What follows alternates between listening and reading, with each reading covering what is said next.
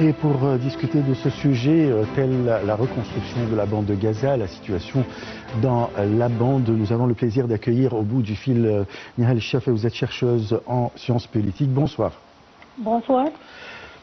Déjà, après l'annonce de Donald Trump et beaucoup de membres des deux côtés, je parle d'Israéliens et Palestiniens, il y a eu un accord que le Hamas va laisser ses armes et Israël va se retirer de la bande de Gaza pour entrer en vigueur, ou bien pour faire entrer en vigueur la phase 2 de l'accord de paix de Donald Trump. Où on est exactement et quelle est la situation sur le terrain? Je pense qu'il faut avant tout faire une distinction entre parler de la phase actuelle et reconstruire Gaza, parce que sur le papier, la reconstruction est déjà au centre des discussions internationales, notamment au regard de l'ampleur considérable des destructions et des besoins humanitaires. Mais sur le terrain, la situation reste extrêmement fragile. Et tant que le cessez-le-feu demeure exposé à de nouvelles violations et à de nouvelles escalades, il est difficile d'imaginer une reconstruction durable. Parce que reconstruire Gaza, ce n'est pas seulement rebâtir des immeubles ou réparer des infrastructures.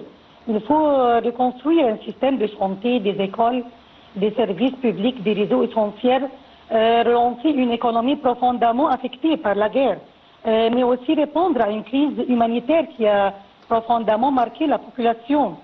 Et au-delà de la reconstruction matérielle, il faut également redonner aux Palestiniens de Gaza une perspective de stabilité et de sécurité. C'est un élément essentiel parce qu'une reconstruction durable ne peut pas reposer uniquement sur des infrastructures. Elle doit aussi permettre de reconstruire les conditions de vie et la confiance dans l'avenir. Et c'est là que se trouve, à mon sens, la véritable difficulté. Les besoins sont considérables, les financements nécessaires sont énormes, mais aucun donateur, aucune institution internationale et aucun investisseur ne pourra s'engager durablement s'il existe toujours un risque réel de reprise des combats. On revient alors à une question beaucoup plus fondamentale.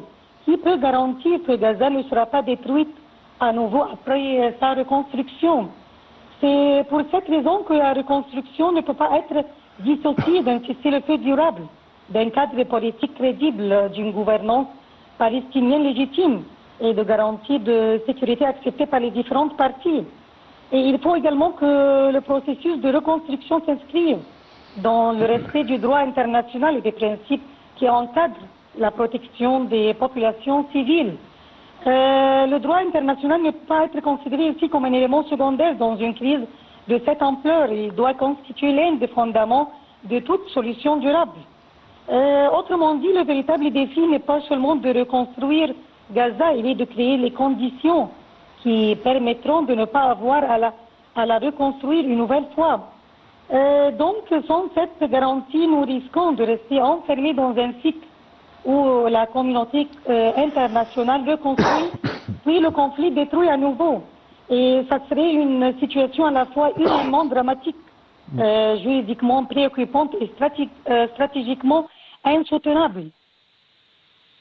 Là, normalement, c'est prévu une réunion au Caire qui va réunir les partenaires de la paix.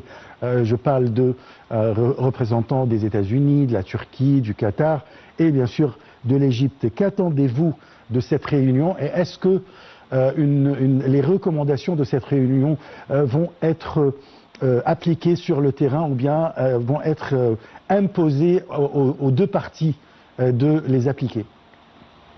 Alors, le rôle de l'Égypte est à mon sens particulièrement important parce qu'il ne se limite pas à une médiation classique entre deux parties. Le Caire agit sur plusieurs niveaux à la fois. D'un côté, l'Égypte cherche à maintenir les canaux de communication ouverts avec les différentes parties concernées, qu'elles soient palestiniennes, israéliennes, arabes ou internationales. Cette capacité de dialogue est essentielle dans une situation où les positions restent profondément divergentes et où les canaux directs peuvent parfois être très limités. L'Égypte est également en mesure de maintenir un dialogue avec différents acteurs régionaux et internationaux afin de rapprocher les positions, de coordonner les efforts diplomatiques et de favoriser les conditions nécessaires à la mise en œuvre des accords. De l'autre côté, l'Égypte cherche à rapprocher les positions et à coordonner les efforts diplomatiques afin de réduire l'escalade et de créer les conditions nécessaires à la mise en œuvre des accords. Mais il faut également voir un autre aspect du rôle égyptien. Le Caire considère que la stabilisation de Gaza ne peut pas être obtenue au prix du déplacement forcé de sa population. Pour l'Égypte, les Palestiniens doivent rester sur leur terre et Gaza doit être reconstruite à Gaza. Le déplacement forcé ne réglerait pas le conflit et risquerait au contraire de transformer une crise humanitaire en une crise politique permanente et de compromettre davantage la perspective d'un État palestinien viable. Cette position comporte aussi une dimension de sécurité régionale. Un déplacement massif vers les pays voisins ne ferait pas disparaître la crise et pourrait créer de nouvelles tensions, exercer une pression supplémentaire sur les pays voisins et ouvrir une nouvelle phase d'instabilité dans la région. Parallèlement, l'Égypte joue un rôle important dans les efforts visant à faciliter l'acheminement de l'aide humanitaire et à préparer les conditions nécessaires à la reconstruction en coordination avec les acteurs arabes et internationaux. Et il faut souligner que cette approche ne repose pas uniquement sur une dimension humanitaire. Elle est également liée à la préservation de la cause palestinienne et à la nécessité de maintenir ouverte la perspective d'un règlement politique fondé sur les droits légitimes du peuple palestinien. Ce qui me paraît essentiel, c'est que le rôle égyptien repose sur une équation assez complexe. Réduire l'escalade sans abandonner la cause palestinienne, soutenir la reconstruction sans accepter le déplacement de la population, maintenir le dialogue avec les différents acteurs régionaux et internationaux et empêcher que le conflit ne s'étende à l'échelle régionale. Alors, dans un Moyen-Orient déjà confronté à plusieurs foyers de tension, empêcher une nouvelle extension du conflit est en soi un objectif stratégique majeur. Bon, si on arrive à la reconstruction de Gaza, est-ce que la reconstruction de la bande peut-elle devenir un tournant politique pour la cause palestinienne? Je crois que la reconstruction peut effectivement devenir un tournant politique, mais à une condition essentielle, qu'elle ne soit pas pensée comme une simple opération humanitaire et qu'elle s'inscrive dans un cadre politique et juridique clair. Si nous reconstruisons Gaza sans répondre aux questions politiques qui sont à l'origine du conflit, nous risquons simplement de traiter les conséquences sans jamais traiter les causes. La reconstruction peut pourtant offrir une véritable opportunité. Elle peut permettre de rétablir les services publics, de relancer l'économie, de créer des emplois et surtout de redonner aux jeunes Palestiniens une perspective différente de la violence et du désespoir. Mais il faut aussi que les Palestiniens soient au cœur de ce processus.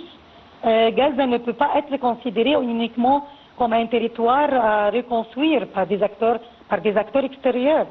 Il faut que sa population participe à la définition de son avenir et que la reconstruction réponde à ses besoins réels. Et lorsqu'on parle de reconstruction, il faut également parler du respect du droit international. Celui-ci doit servir de cadre de référence pour protéger les populations civiles, préserver leurs droits et garantir que la reconstruction ne soit pas utilisée pour imposer une nouvelle réalité politique ou démographique. C'est là que la dimension politique devient incontournable. Si Gaza est reconstruite sans perspective politique, nous risquons de rester dans un cycle permanent de crise. En revanche, si la reconstruction s'accompagne d'une gouvernance palestinienne légitime, d'une perspective d'unité entre Gaza et la Cisjordanie et d'un processus politique crédible, elle peut donc devenir le point de départ d'une nouvelle dynamique. La reconstruction doit également contribuer à préserver la possibilité d'une solution politique fondée sur les droits légitimes du peuple palestinien et sur les principes du droit international. À mon sens, la reconstruction doit donc être considérée comme un pont vers la paix et non comme une alternative à la paix. Et c'est précisément cette distinction qui peut faire de la reconstruction soit une véritable opportunité historique, soit simplement une nouvelle étape dans un cycle de crise successive. Bon, quel modèle de gouvernance pourrait garantir l'unité palestinienne et éviter une séparation durable entre Gaza et la Cisjordanie? À mon avis, il faut partir d'un principe très simple. Gaza ne peut pas être pensé comme une question totalement séparée du reste de la question palestinienne. Une séparation durable entre Gaza et la Cisjordanie risquerait d'accentuer la fragmentation politique et territoriale palestinienne et de rendre encore plus difficile toute perspective de solution à deux États. Dans l'immédiat, une gouvernance transitoire palestinienne inclusive et à caractère technocratique pourrait permettre de répondre aux besoins urgents de la population, d'assurer la continuité des services publics et de créer un environnement plus favorable au lancement de la reconstruction. Mais cette formule ne devrait pas devenir une solution permanente. Elle doit plutôt préparer progressivement le retour à une gouvernance palestinienne légitime et réformée, capable d'assumer ses responsabilités à Gaza comme en Cisjordanie. Il y a ici un point essentiel. La stabilité ne peut pas être imposée uniquement de l'extérieur. Une structure qui ne bénéficie pas d'une véritable légitimité auprès de la population palestinienne restera fragile, même si elle bénéficie d'un soutien international important. Il faut donc trouver un équilibre entre trois éléments. Une légitimité palestinienne réelle, un soutien arabe et des garanties internationales. À cela, il faut ajouter la capacité de cette gouvernance à assurer la sécurité, les services publics, la reconstruction et la gestion quotidienne du territoire, tout en maintenant un lien institutionnel et politique avec la Cisjordanie. Et c'est cette combinaison qui pourrait permettre d'éviter une nouvelle fragmentation et de garantir l'unité politique palestinienne et de transformer la période de transition en véritable processus politique. Et surtout, cette gouvernance transitoire doit rester un moyen de préparer une solution politique et non devenir une alternative permanente à la représentation politique du peuple palestinien. Parfait. Où en est concernant la solution à deux États? Voilà, tout le monde, c'est-à-dire le Hamas ou bien le peuple palestinien en général, ont l'objectif d'avoir une paix durable à deux États. Où en est? Je pense que nous sommes effectivement face à une opportunité, mais une opportunité extrêmement fragile. Et si elle n'est pas transformée rapidement en processus politique concret, elle peut très vite disparaître.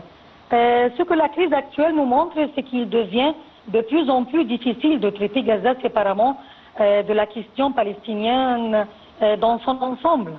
La solution à deux États ne peut plus rester uniquement une formule diplomatique répétée dans les conférences internationales.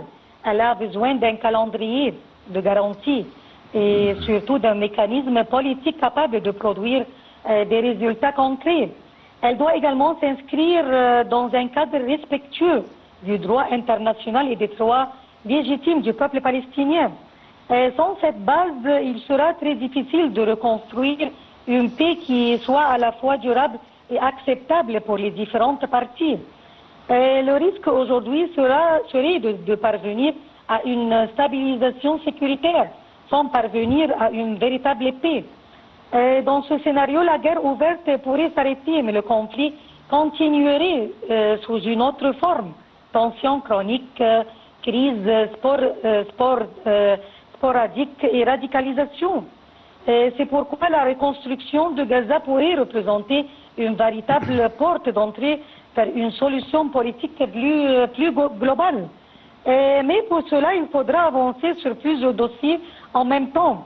La reconstruction, la gouvernance, la sécurité, l'unité palestinienne et la perspective d'un État palestinien viable, tout en maintenant un cadre politique fondé sur les principes du droit international. Alors, si chaque dossier est traité séparément, chaque risque de bloquer les autres.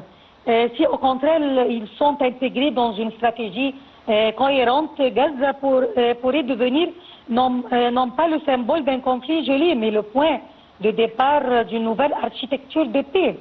Au fond, la question ne peut être plus de savoir si la solution à 2 États est théoriquement possible. La véritable question est de savoir si la communauté internationale est prête à mobiliser le capital politique nécessaire pour la rendre réellement possible et surtout à traduire les principes du droit international en mécanismes politiques concrets.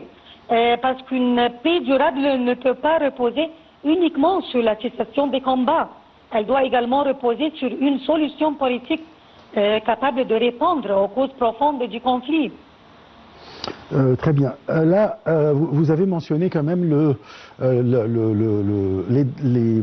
les devoirs des puissances internationales, de la communauté internationale vis-à-vis de la cause palestinienne. On trouve que après tout ce qui s'est passé dans la bande de Gaza ces derniers mois ou bien ces dernières années même, on trouve qu'il y a une grande sympathie, un grand soutien de la part de grands pays comme des pays d'Europe, c'est-à-dire on mentionne l'Espagne, la France, l'Angleterre, qui ont même durant les réunions à New York, les dernières des Nations Unies, ils ont déclaré leur soutien à l'État de Palestine. Alors, est-ce que la présence de ces grandes puissances pourrait aboutir à une paix durable et la solution à 2 États? Alors, ce sont aujourd'hui les principaux obstacles à la mise en œuvre de la deuxième phase et à l'instauration d'une paix durable. C'est probablement l'une des questions les plus complexes parce que la deuxième phase ne dépend pas d'un seul dossier. Elle repose sur plusieurs questions qui sont toutes liées les unes aux autres. Le premier point de blocage concerne évidemment le désarmement du Hamas. Pour Israël, il s'agit d'une condition essentielle pour empêcher la reconstruction des capacités militaires. Du côté palestinien, cette question est directement liée à la fin des opérations militaires et à la perspective d'un règlement politique. Et à cela s'ajoute le retrait israélien. Le débat ne porte pas uniquement sur le principe du retrait, mais aussi sur son calendrier, son périmètre et les garanties de sécurité qui doivent l'accompagner. Et derrière ces deux questions se trouve en réalité une question encore plus fondamentale. Qui gouvernera Gaza après la guerre? Qui assure la sécurité? Qui administrera le territoire? Et quelle sera la relation entre Gaza et la Cisjordanie? Et surtout, quelle sera la légitimité politique de l'autorité qui prendra la responsabilité du territoire? C'est ici que les difficultés commencent à s'imbriquer. Parce que la question du désarmement est liée à la sécurité. La sécurité est liée au retrait. Le retrait nécessite des garanties. Les garanties supposent une gouvernance claire. Et cette gouvernance est elle-même indispensable pour lancer véritablement la reconstruction. Il faut également prendre en compte les équilibres politiques internes en Israël. Les pressions exercées par les courants les plus durs peuvent réduire la marge de manœuvre du gouvernement concernant au cessez-le-feu et le retrait et la reconstruction. Et à cela s'ajoute le financement. Les donateurs internationaux ne pourront pas mobiliser de ressources considérables sans garantie politique et sécuritaire solide. Ce qui me paraît essentiel, c'est que toutes les parties semblent attendre des garanties avant de faire le premier pas. C'est précisément ce qui rend la deuxième phase si difficile à mettre en œuvre. Une possibilité serait de mettre en place un mécanisme régional et international de garantie capable de superviser les engagements, de suivre la mise en œuvre des différentes étapes et de rassurer les différentes parties. Mais il faudra surtout éviter que cette deuxième phase ne devienne une transition sans fin. Si elle ne débouche pas sur une véritable perspective politique, alors le conflit risque simplement de changer de forme au lieu de disparaître. La véritable difficulté est donc de construire une séquence dans laquelle la question de sécurité, de retrait, de gouvernance, de reconstruction et même de règlement politique avance de manière coordonnée et non séparément. Une dernière question, Nihal. Alors, Comment les prochaines élections israéliennes pourraient-elles influencer la position de Benjamin Netanyahou sur le cessez-le-feu, la reconstruction de Gaza et l'avenir du conflit? Alors il faut, à mon avis, regarder cette question avec beaucoup d'attention. Parce qu'en Israël, la politique intérieure et la politique de sécurité sont aujourd'hui très étroitement liées. À l'approche des élections, chaque décision concernant Gaza peut avoir une double lecture. Une lecture liée à la sécurité nationale, mais aussi une lecture liée aux équilibres politiques internes. Netanyahou doit composer avec plusieurs contraintes en même temps, les pressions internationales, les attentes américaines, les impératifs sécuritaires israéliens, mais aussi les positions des courants les plus durs au sein de sa coalition. Cela signifie qu'un accord qui pourrait sembler acceptable sur le plan diplomatique peut devenir beaucoup plus difficile à mettre en œuvre lorsqu'il est confronté aux réalités de la politique intérieure israélienne. Le risque, c'est que la question de Gaza devienne un sujet de compétition électorale. Dans ce cas, toute concession sur le cessez-le-feu, le retrait ou la reconstruction pourrait être présentée par certains acteurs politiques comme une faiblesse en matière de sécurité. Mais il existe aussi une autre possibilité.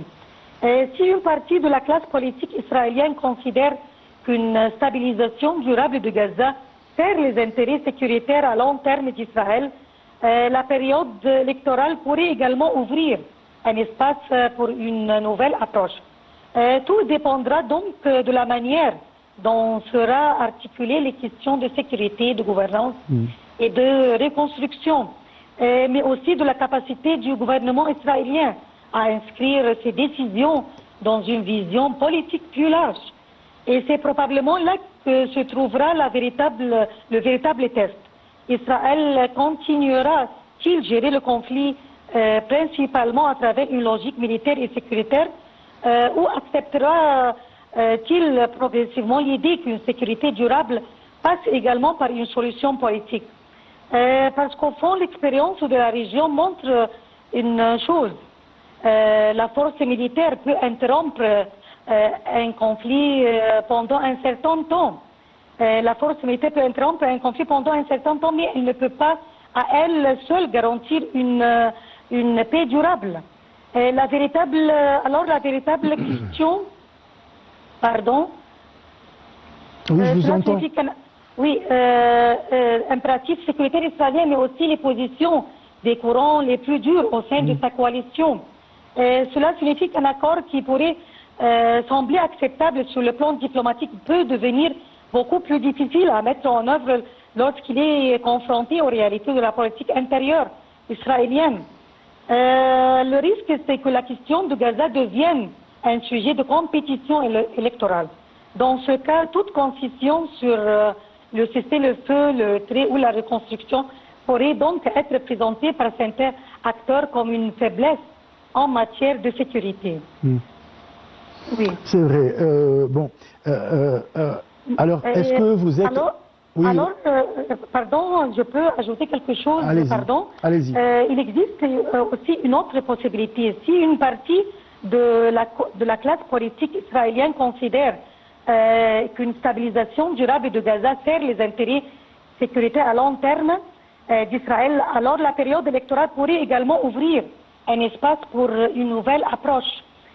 Tout dépendra donc de la manière dont seront articulées les questions de sécurité, de gouvernance et de reconstruction, mais aussi de la capacité du gouvernement israélien à inscrire ses décisions dans une vision politique plus large. Et c'est probablement là que se trouvera le véritable test. Israël continuera-t-il à gérer le conflit principalement à travers une logique militaire ou acceptera progressivement l'idée qu'une sécurité durable passe également par une solution politique? Parce qu'au fond, l'expérience de la région montre une chose. La force militaire peut interrompre un conflit pendant un certain temps, mais elle ne peut pas elle seule garantir une paix durable. Alors la véritable question sera de savoir si les prochaines échéances politiques en Israël vont renforcer la logique de confrontation ou si elles pourront au contraire ouvrir un espace pour repenser l'avenir de Gaza et relancer une véritable dynamique du règlement politique.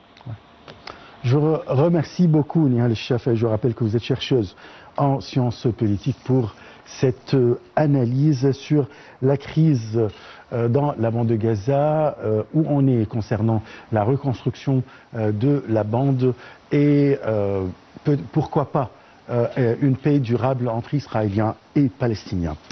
Je passe à notre deuxième sujet qui s'agit du rôle de l'Égypte dans la désescalade et la stabilité régionale. L'Égypte occupe une position stratégique au Moyen-Orient et en Afrique du Nord grâce à sa situation géographique, à son poids diplomatique et à ses relations internationaux. Elle joue un rôle important dans les efforts visant à réduire les tensions et à promouvoir la stabilité dans la région. Son action s'appuie sur la médiation diplomatique, la coopération sécuritaire et le soutien aux initiatives de paix.